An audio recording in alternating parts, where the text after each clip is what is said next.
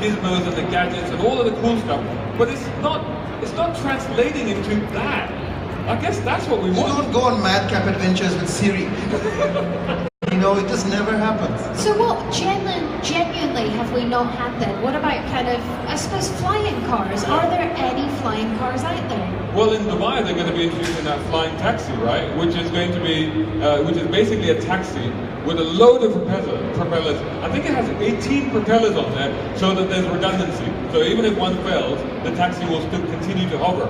And that's a taxi that you should be able to theoretically book through the taxi service and fly you from one end of Dubai to the other. And they're talking about that by 2020, 2025. They've already tried one out. They didn't put anyone in it. What scared me, because I saw it at Jitex, what scared me was that there was a pod with 2 seats in it and no controls. No controls at all. Now that kind of terrifies me, but technically that's a flying car. I just hope they don't do what they did with the first rocket in space and put a monkey in it, because that would just be terribly sad. Well, I think rather the monkey first than me, let's be honest. Oh, that's very mean of you. You're calling me a monkey? Well, you know, each to their own. Yeah, Imtihan, what were your favourite futuristic films and TV series growing up? Oh, I think anything in the 80s had a have to have a cool car in it. There were shows like Street Talk, and they always fought crime. This is the trouble. We can't fight crime in our cars because it's a very bad thing. The Dubai police doesn't like it when you fight crime on your own.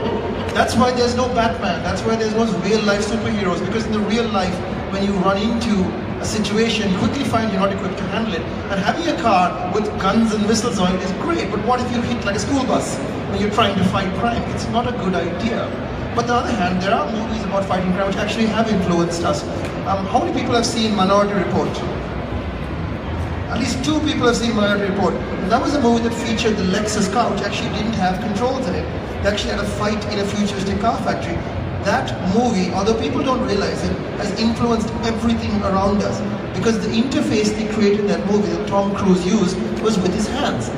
As he zoomed in and out of pictures, he slid things out of view. The interface is exactly what they use for the iPhone today. And that in turn gave us Android and the iOS ecosystem. So Minority Report and the cars in it, which you basically told the car location, it took you there. Everything in that movie is largely coming true. It's just not given enough credit. But the other thing about that movie, actually, is a Steven Spielberg movie. And when he was putting it together, he did hire a bunch of futurologists to actually imagine the future of that movie, right down to marketing, which I think he got scarily accurate. Because the situation in that movie was that it was all based on identification through your iris or your pupils. And as you were walking down the street, the adverts would change to market stuff that it knew you were interested in. Which is kind of what happens on Facebook. If you look at your adverts on your phone and you're scrolling through Facebook, you'll suddenly see lots of Gulf ads or Dubai ads for Dubai services like Souk.com or whatever. Obviously when you travel to the UK or the US, those ads change. And they know what you are, they're tracking you. So that future has come through. It just, you don't look like Tom Cruise and you're not having madcap adventures. You're shopping. Who's they? They are tracking us. They are tracking us. Well, the man. He's got his eye on us. We can't get away from it. But let's be honest. I mean, how many of you are on Facebook, right? Have you found that you've looked up, say, something on Souk.com or whatever? The guy's already nodding his head. He knows what I'm gonna ask. And the next minute, all the ads down the right-hand side are related to what you were looking at. It's kind of spooky, right? But that's what it does. That's what it actually does. But going back to the flying cars. I mean, one of my favorite movies was Blade Runner, the original Blade Runner. That was flying cars. It's amazing how everybody says the original. Yeah. Yeah. The original Blade Runner. Oh, I can say Fifth Element because there was only one of those. So Fifth Element is another one where Bruce Willis was in a flying taxi, which all stopped at the side of the building and stuff like that. And we still don't have that yet, do we? So, how close are we to flying cars? We spoke about, the police and the drone, but what about people actually having flying cars? Cars that can travel along the road and then take off or go over the top of a traffic jam and then come back. I mean, has anybody developed anything like that? Well, flying cars have been around for at least 10 to 15 years. I mean, pretty much since the car was made, people have been trying to fly the darn things. I mean, Mola is working on its 7th or 8th Sky car. There are Terrafuglia, I hope I got that right, Terrafuglia has its flying car as well. But they all have one problem. A, they look awful. And secondly, they all happen to be planes that you can drive. That's the thing, they're not cars that turn into stuff. They're weird-looking cut-off planes. What's the technology then? Because I would say if I wanted to fly from A to B, I would use some sort of aircraft. I wouldn't use a car.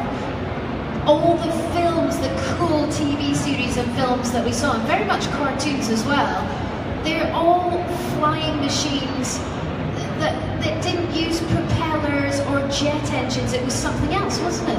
Yeah, but now it's just going to be you're going to be in some sort of drone. It'll be some sort of turbofan, turboprop device that will get you around. I think we actually are closer to flying cars. It just won't look like that. What's going to happen is, as soon as we hit level 5 autonomy, in case you didn't know that, it should have been in our last panel, you will have level 5 autonomy. The cars will be all traveling as fleets. And then you will be able to have flying cars, because we already have autonomous planes. When you get on your Emirates flight and go from, say, Dubai to London, most of the time it's flying autonomously, it's flying autopilot. The pilot's sitting up Don't behind you. tell people that. You're scaring everyone. He really only handles the takeoff, or she handles the takeoff and landing. That was very politically correct. Well done. Very fast on that, yeah. There you go. There you go. But it's true, isn't it? I mean, you think about flying or driving, but what about the other cool things that were around? There was everybody in like 80s TV, kids TV series seemed to have a really cool tank. You remember the really cool tanks on kids shows? I don't remember these tanks you're talking about, but... What shows did I she don't watch? know, seriously. I was like Let's get obsessed on with with tanks. But the thing is, well, you could touch on indestructibility. And again, kit was indestructible because the material he was made of was indestructible, you know, which I've often wondered. I wonder if that's the same thing that they make black boxes out of on airplanes. And if so, why don't they just make cars out of that, or the entire plane, for example? But apparently that's not feasible. It wouldn't get off the ground, yeah. But again, that goes back to the safety aspects of cars.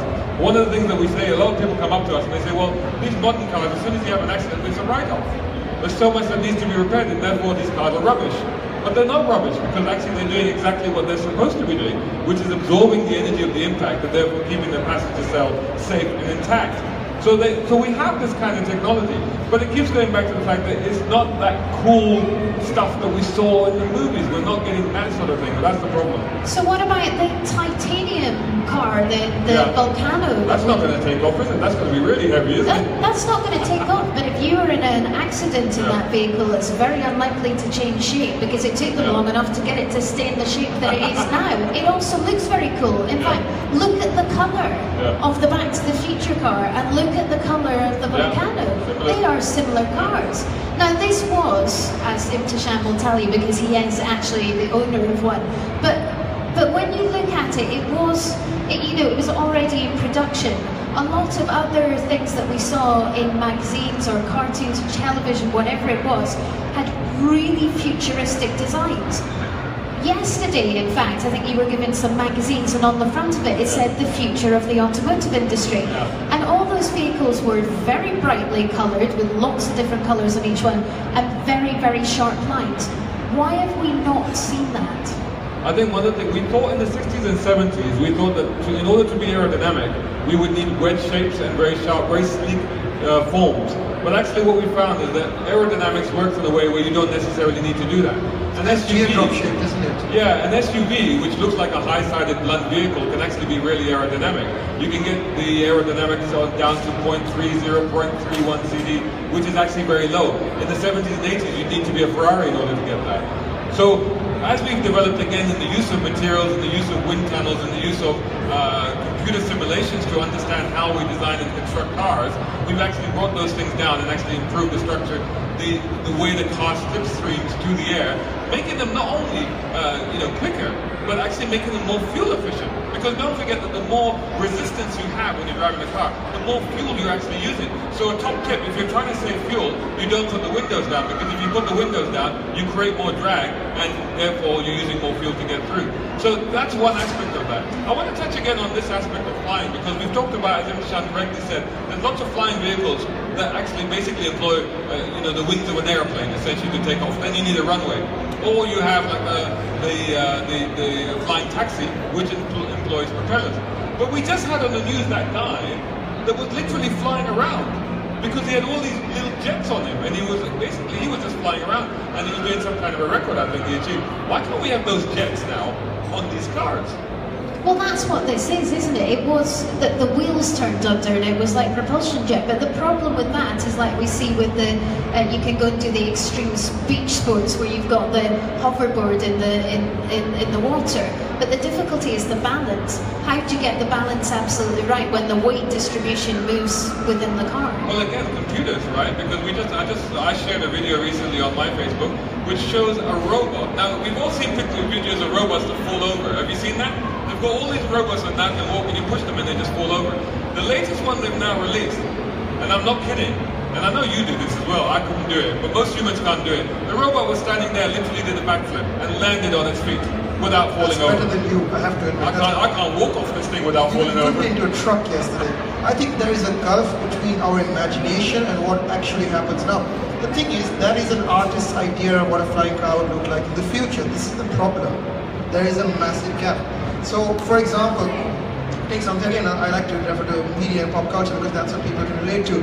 How many of you have seen Transformers, the movie? Okay, nobody's seen Transformers, you're all lying to me. Okay, 3 people in the front have seen Transformers. Okay, you don't want to admit to having seen Transformers, which I understand. Now, if you've seen the original Transformers cartoons from the 80s, those Transformers look great because they were designed by an artist. Actually, Jack Kirby, a very, very famous Marvel artist. So a little known fact, Marvel actually designed the look of the cartoon Transformers. Now, the thing is, he designed it to look how he thought a robot that turned into a car or truck would look. So he gave it a lot of style. Now, when the movie came along, they tried to do the same thing, but it looked really weird, or at least that's what Michael Bay claims. I don't believe him. So when the robots that he made look really weird, but they are realistic versions of what a car that turned into a robot would look like, and that's the problem. Do you know, I really worry about you. Can I ask, when you bought your DeLorean, did you open the door, look for the flux capacitor and try and tweak yourself into the future? I'm not saying that I didn't. Does it have central locking, by the way? Yes, it does. It does? Well, yeah, now it does, but yeah, it does. Oh, now it does.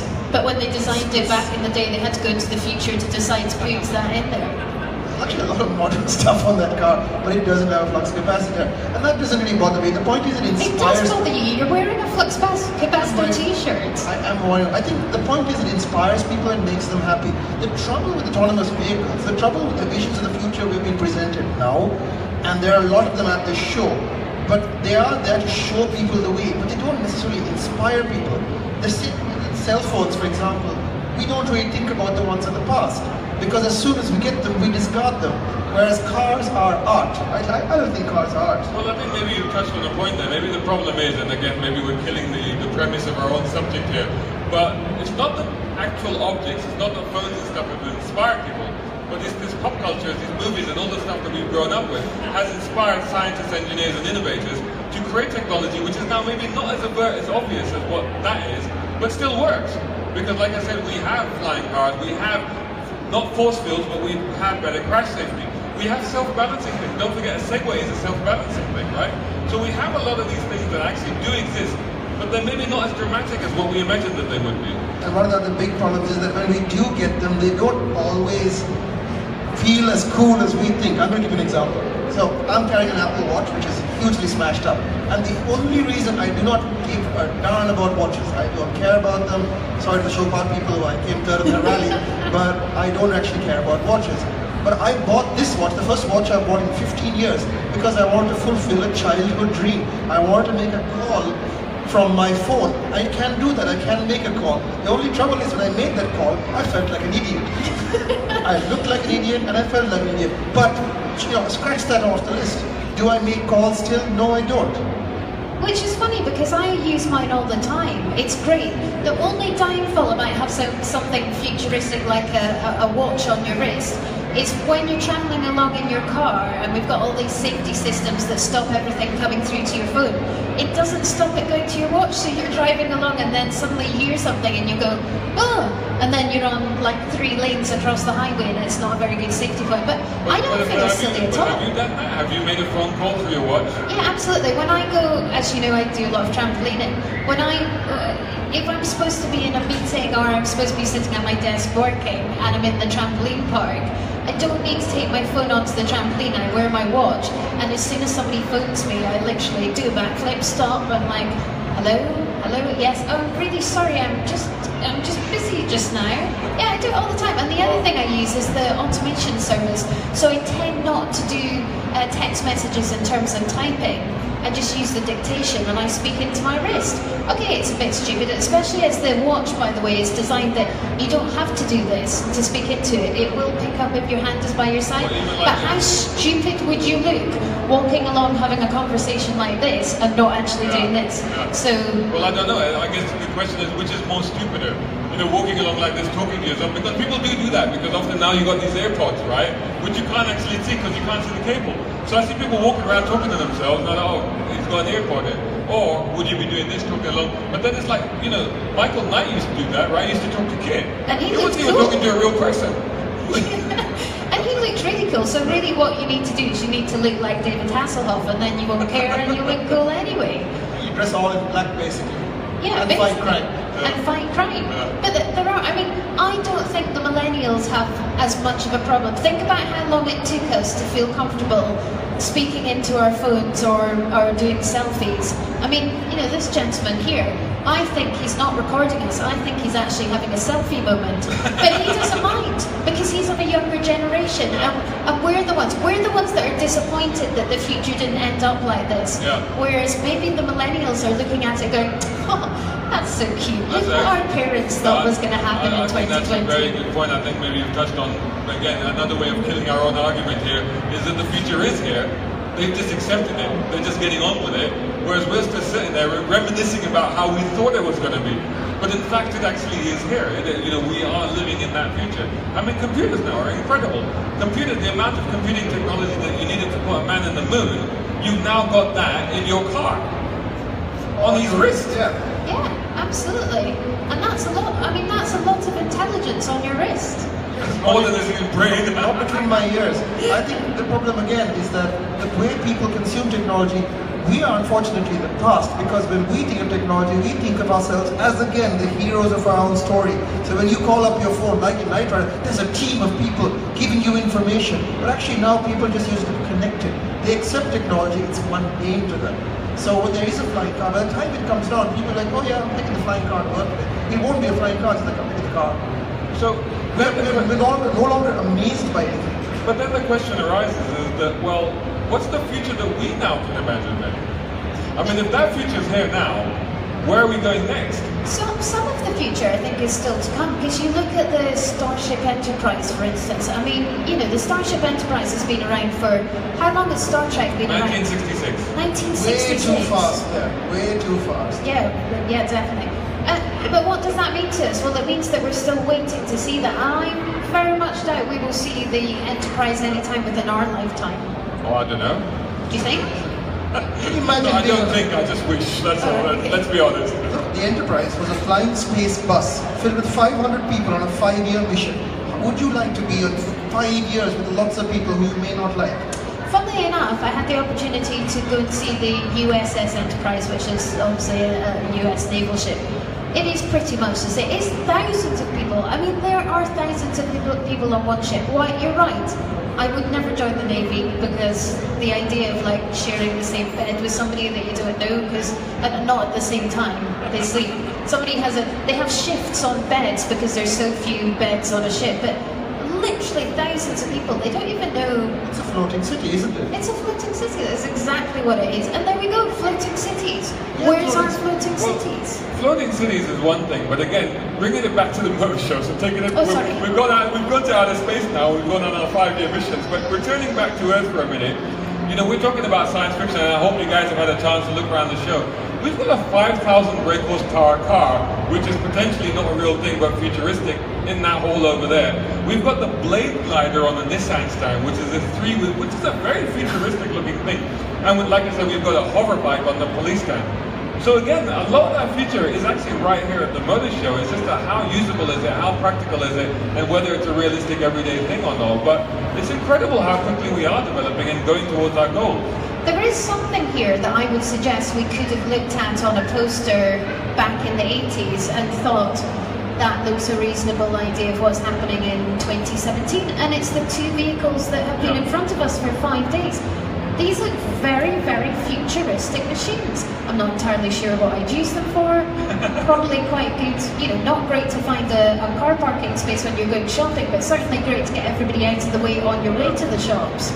But that to me is something, it looks modern, you know, the lights... Does it look modern, Alex? It looks like what an 80s vision of the future is. Very cool, don't get me wrong, they look amazing. But when I was a kid, that's what I thought a truck would look like. But actually look at the way cars are designed now. Look at the Tesla, look at the Chevy Bolt, look at, well, just about every electric car. They're all drawing inspiration from nature and, you know, I don't know, whatever. But they're not drawing inspiration from fighter jets, because that's obviously evoking an F-117A Nighthawk stealth fighter. Why do I know that? But that's basically what these cars are drawing from. And they're also very male-dominated, very male design, whereas that's not the future we're heading towards. I don't know. I mean, obviously, it caught Alex's attention. Is that a male-dominated thing, or is that a cool thing? I mean, it's a cool thing, but it is a male-dominated thing. I think you're right. You know, whereas Imtishan is looking at, you know, taking inspiration from, you know, killing machines and loud noise and dark colours. I'm happy with pretty flowers and, you know, things that are neat and tidy, and if it comes in pink then it suits me down to the ground. Which is why Penelope Pitstop was my favourite cartoon hero. Totally. So I think, I mean, you know, really, I'd like to hear from the audience a little bit, because we've got quite a few people out there now. I'd like to hear about what they thought the future would be, and whether or not they think that that future has arrived or not. Yeah, is there anybody that can, we'll grab a couple of microphones just to scare you a little bit. Is there anybody that can think of something that they remember seeing on TV when they were younger and really wish that that had come to form and it maybe hasn't? Maybe there's a couple of things that we can think that have actually come out. In fact, Niamh, I think we're going to start with you. I'm very sorry. But what was your favourite television vehicle of the future in the past, if that makes sense? Thunderbirds too. Didn't even like cars. I've spotted my friend Heather as well, so I'm going to pick on Heather. There we go. Lady in the pink in the middle. Can you think of anything? Because you like cars, I know you like cars, you like planes. Did you think that the cars we see on the roads nowadays were going to be a lot more futuristic than they actually are? Yes, I think so. I think I would have already expected them to be flying regularly. Although I'm from the air traffic world and we don't want to see flying cars. Because it's way too difficult to control from that perspective. I do think, I've often thought that if all the cars started flying and they were all up there, then that would leave the roads empty for us to enjoy, right? Maybe, yeah. Are there, joking aside, are there autonomous systems that will stop aircraft? I know there's warning systems, but are there any autonomous systems that would stop vehicles, whether it's a plane or a flying car, from actually getting close to one another in the air? I'm sure there could be some kind of radar thing, but what actually exists at the moment is something that will stop drones from going into areas that they, around the airports and things like that. There's actually some kind, I don't know how it works, some kind of GPS that makes it stop and go back to where it came from, or just stop and land. So I'm sure there's some kind of sophisticated system out there that... See, you're upsetting Imtishan already because he's desperate to see flying cars, which means that... Well, actually, she's raised a very good point, which is drones. Because drones has taken something, because when I was growing up, I always envied the kid who could afford the helicopter, the toy, the RC helicopter, the RC plane. I'm like, why does that guy have all the money in space? But now I can walk into Virgin, I can buy a drone that is easy, simple to operate, can fly, and effectively gives me the power of flight because I can see through it. So things have changed, we just never realized it was happening. Whatever happened to those jet backpacks? Because there were, I remember Michael Jackson had one, didn't he? And obviously we got Jetman along the road. They last about 2 minutes. Jet, the trouble is they eat up so much fuel that the actual rate of flow is so high. You could basically achieve flight for about 2 minutes. Now it's very easy to fall from things, but to maintain sustained flight is very difficult. And they can't take off because you need the most energy when you get off the ground. So how does Tony Stark do it? Because he just puts his hands out and he just takes off. I don't even see a fuel tank on him. How does he do it? The real Iron Man would be carrying like a 60 million gallon tank on his back and he wouldn't get very far. To be honest,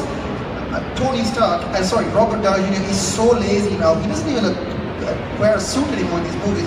I think since the Avengers, they just paint the suit onto him as an actor. So that's crazy again.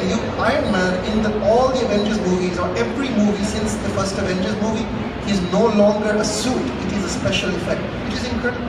So the greatest advance that we've actually seen in science fiction is actually the movie making process itself. Whereas they used to have to make models and go through all these sort of difficult things to make things appear real. Now they just CGI everything, is paint an entire suit and a human being. But that's also part of the problem, because when you can create anything through the power of imagination, nothing shocks you anymore. I remember when you're seeing Star Trek or when you're seeing Star Wars, the first time they go into hyperspace, you're like, wow, that's amazing. But now you can see whole cities being destroyed. You can see unimaginable acts of superheroism. I mean, that's what we're looking at. And you just go past the popcorn. And nothing really shocks you anymore. The same applies to Superman. When they did the 1978 movie with Christopher Reeves, the catchline for that was, you'll believe a man can fly.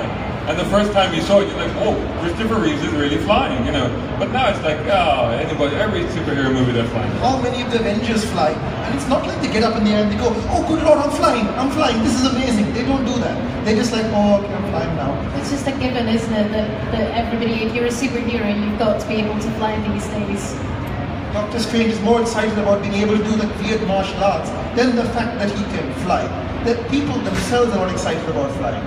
I love that. It is one of the things that I used to watch as a child, was anything that was, sort of propelling yourself through the air. And actually, I don't know, have you been to the Ford stand and had the opportunity to wear the virtual glasses and do? Go and do it. If you haven't had an opportunity to do it, there's some seated pods on the Ford stand, and you sit in this pod and they put some virtual spectacles on you. Have you tried virtual? Yeah, glasses. And it's literally what Ford believed to be the future of Ford and the way that we will transport ourselves around the city. It is incredible that when you just put some glasses on, that your entire body suddenly feels as though you are flying through the air and flying down. A couple more questions from the floor then. Hang on 1 second. Hello, checking, yeah. Hello again, my name is Sajid, and actually had something to add. Coming back to cars, I think you've gone a little too much towards the Avengers and other stuff. Bring us back on track, Sajid. You got it, yeah. So, when I was growing up, I actually also got bombarded with a lot of opinions of, well, when will we see this, when will we see this? And I was like, looking at it from an educated point of view, I was like, a lot of things would not happen, and unsurprisingly rather, they have not happened. So I suppose it's also a matter of bringing things down to ground and saying that's not happening maybe ever, and definitely not in the near future. Stuff like flying cars is just not going to happen, and if it happens, it's in a very, very distant future, because it might sound cool, but it's not feasible, I guess. It's one of the things that we've been able to say hasn't happened, but the majority of things have, haven't they? But I just want to ask Sajid again, why, I know you're a mechanical engineer, why do you think it's not going to happen? We already have the Dubai RTA saying that there will be a flying taxi in Dubai. It's a matter of, at the moment, how close is that technology to fruition, that's the word, because there are a lot of other technologies like electric propulsion systems and such, which are very, very close to happening if they haven't happened already.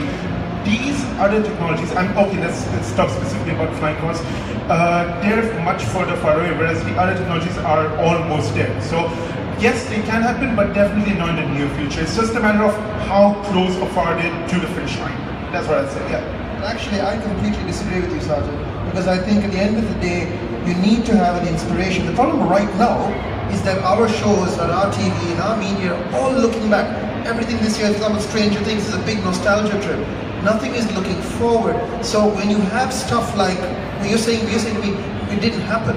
Well, actually, somebody has to dream and dare to dream. All of Dubai would not have happened. Growing up here, if you had told me that we had the tallest building, I'd have laughed at you.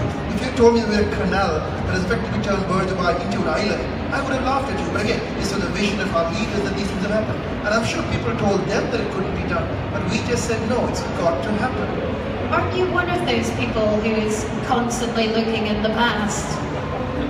Well, but I need to be inspired somewhere, right? No, to be fair, you got to look back to look forward, right? You've got to do that. You've got to learn from the past to go forward. He just doesn't have the second bit going just now.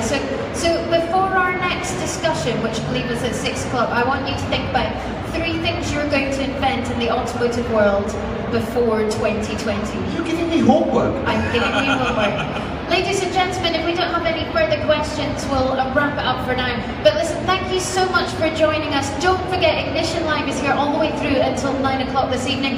We'll be back at 6 o'clock on the stage here. Please do come and join us. But please do have a look around. There are so many things to see and do. For the time being, thank you very much to Shazad and to Imtishan from Motoring Middle East.